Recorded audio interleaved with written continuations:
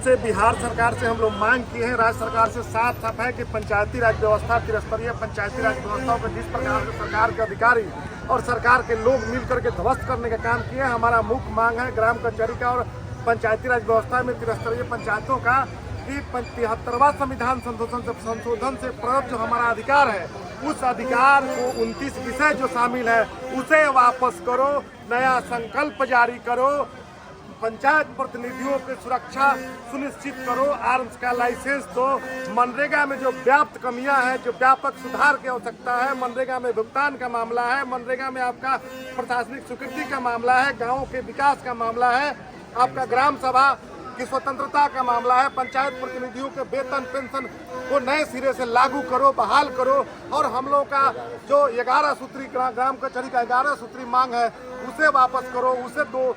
हम सभी जितनी भी समस्याएं खड़ी कर दी गई है प्रशासनिक व्यवस्था में, कि आज गाँव की व्यवस्थाएं जो पंचायत प्रतिनिधि निर्वाचित सरकार है, निर्वाचित सरकार के प्रतिनिधि आज अपनी कोई बातों को, कोई जो योजनाएं चयनित की जाती है ग्राम सभा से, उसको कराने में अक्षम साबित हो रहे हैं। सरकार के लोग सीधे पटना में बैठ करके और टेंडर के माध्यम से, वेंडर के माध्यम से जिस प्रकार से गाँव की योजनाओं को धरातल पर पहुंचाने के बजाय अपने दूसरे माध्यम से दूसरी व्यवस्था में पहुंचाने का काम किया है, उसके खिलाफ हम लोग बिगुल बजा चुके हैं। अगर सरकार आपकी मांगे नहीं पूरी की तो अगला कदम क्या होगा? नहीं पूरी करेगी तो दूसरा 35वां चरण जो हमारा शुरू होगा, उसमें पटना की धरती पर हम लोग पूरा महाजुटान करेंगे और 3.5 लाख से ज्यादा प्रतिनिधि जुटेंगे और सभी मिल करके इस्तीफा देने का काम सामूहिक इस्तीफा देने कोई का जरूरत काम नहीं है। सरकार कहती है सुरक्षा की बात कि हम सुरक्षा, अगर राम राज है तो बिहार में सभी जितने भी यहाँ डीएम साहब हैं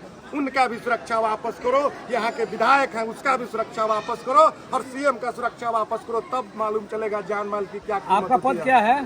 प्रदेश अध्यक्ष, बिहार प्रदेश मुखिया महासंघ। आपने कभी माननीय मुख्यमंत्री से बिहार में फैक्ट्री बनाने की मांग की है? देखिए, सबसे पर जब तक गांव की व्यवस्था है, फैक्ट्री के से लेकर के जब गांव ही मजबूत नहीं होगा तो न देश प्रदेश मजबूत होगा न देश मजबूत होगा।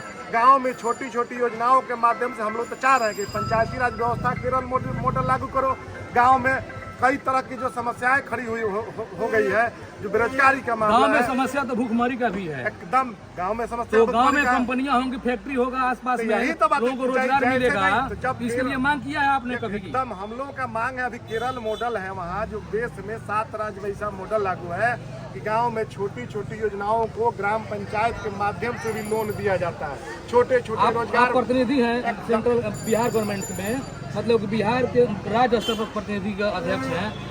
अभी आप ओडीएफ सारा गौनाहा प्रखंड के मान लें तो गौनाहा प्रखंड ओडीएफ हो गया और जानकारी लिया है कि कितना शौचालय बना है और कितना हवा में है और भुगतान जारी हुआ, ये सही हुआ है। यही तो बात है, इसमें पंचायती राज की भूमिका नगण्य कर दी गई है। प्रखंड लेवल पर अधिकारियों को वीडियो के जिम्मे लगा दिया गया है। स्वच्छता का जितना काम है प्रखंड लेवल पर और डीएम और जिला लेवल पर, गांव की सरकार एक कॉन्सेप्ट है कि गांव की सरकार, गांधी जी का कॉन्सेप्ट था कि गांव मजबूत होगा तभी देश मजबूत होगा। तो गांव की मजबूती के लिए जब योजना का अधिकार गांवों के पास नहीं है, निर्वाचित प्रतिनिधियों के पास नहीं है, ग्राम सभा के पास नहीं है, चाह के भी हम एक शौचालय तक का निर्माण नहीं करा सकते हैं। वीडियो के पीछे पीछे घूमना पड़ता है, प्रशासनिक अधिकारियों के पीछे पीछे घूमना पड़ता है। जिस प्रकार से व्यवस्थाओं को पंगु कर दिया गया है और जो हस्तक्षेप किया गया है, उसके कारण पूरी व्यवस्थाएं चरमरा गई है। पंचायती राज व्यवस्था की कोई अगर सरकार इस प्रकार से ही योजनाओं का क्रियान्वयन कराएगी तो पंचायती राज व्यवस्था में इस बात को आप मानते हैं कि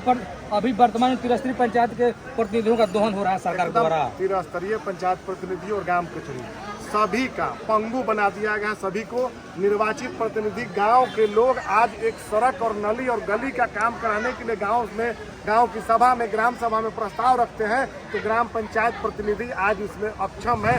उनके पास कोई व्यवस्थाएं नहीं है, न कोई आर्थिक संसाधन है जिसके कारण वो करा पाए।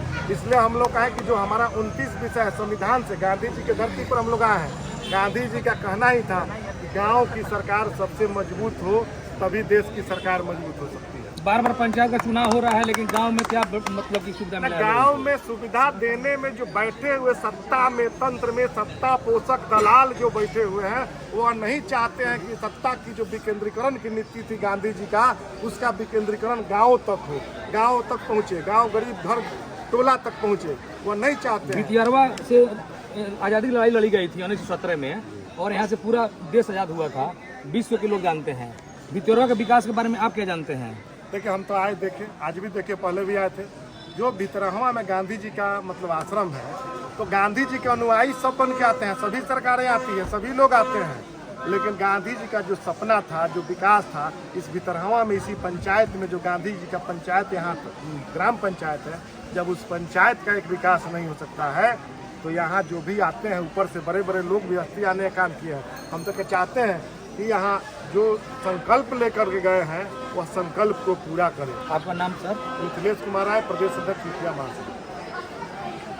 आपका